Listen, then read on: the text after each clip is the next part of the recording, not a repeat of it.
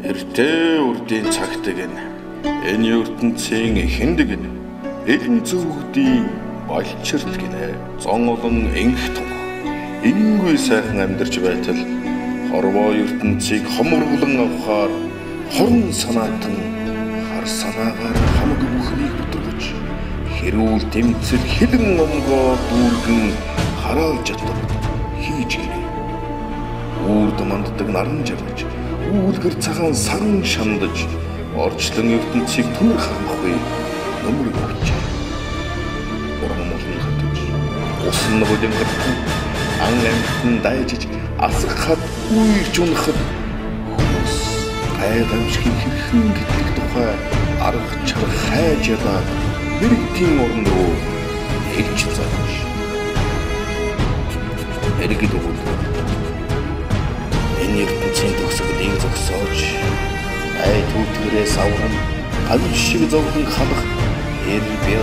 эрдэм чадвар энэ тэнцүү долоон хөвнийг ол ард болон амар амгадан гавч агуу төвчийг нэгтгэснээр харанхуйн хараад арилах лүндэн бой чин сэтгэлээс ивийг ихлэвэс чинхүү та нарын сайн цаг ард болон зүгт зардагч сундагай гатж сүмбэр усыг давж хайгаад ч авралын долоон баатыг эсэлж хар санаат хамаг бүхний түүээс ард болны ихэл өсөөр байж сав шим ертөнцийн хүн зам бултаараа өвдөг тухай ийтэл өдөр шөнийг ядгалгүй мөргөн залбираач хосыг эсодод байтал төв нутгийн шүтэн богд хан майн хайрхан зоргод хайрхан элгэр хан бат хан чангамн хайрхан зогсоор хайрхан улсын онгод шүтэнүүд Улаанбаатарыг өгөөж дөрөөсөн төрүүлж хорвоо ертөнцийг авар хэмээн илгээж Экономикийн их улсын шүтэн Улаанбаатар аргамаг хүдгэн унаж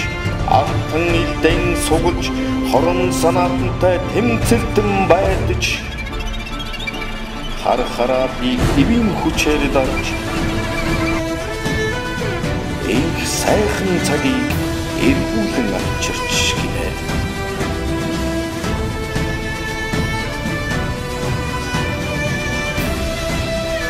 Баатрис атуу цагийг хавж хамаг ертөнцийг авраад хараалыг таслан хам тэнгэртэн задарч хамтдаа гэрэлтэх шалга долоон болон мөнх хүсийн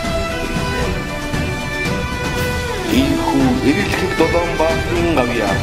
домог болон дуусаж сайн цагийн эхлэл шалга долоон орвоо ертөнцийг ивэдэг олсон гэжээ. Эдүгээ цаг экономикийн иргэн төв нутгийн задуусан алтан шанаг хэмээн дээдэлдэг болсон гэдэг.